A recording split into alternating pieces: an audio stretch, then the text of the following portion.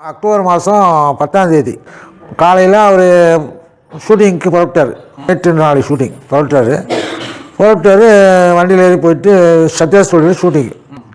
அப்போது ஹிந்து பத்திரிகையோட ஒரு ரிப்போர்ட்டரு எனக்கு ஃபோன் பண்ணி, இந்த மாதிரி எம்ஜிஆரை வந்து கட்சியில் திமுக நீக்கிட்டாங்க, இதை எம்ஜிஆர்கிட்ட நான் பேசணும். எம்ஜிஆர் வந்து சின்னவர்னு கூப்பிடுவாங்க. சின்னவர்கிட்ட நான் பேசணும் அப்படின்னாங்க.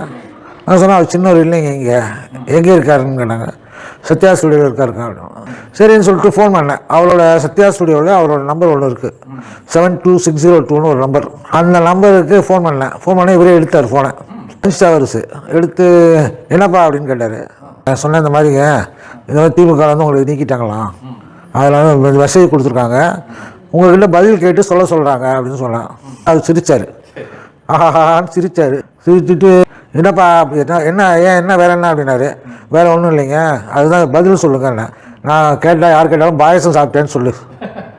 ரிப்போர்ட்டர் கூப்பிட்டு பாயசம் சாப்பிட்டுட்டு இருக்காருன்னு சொல்லிட்டேன்.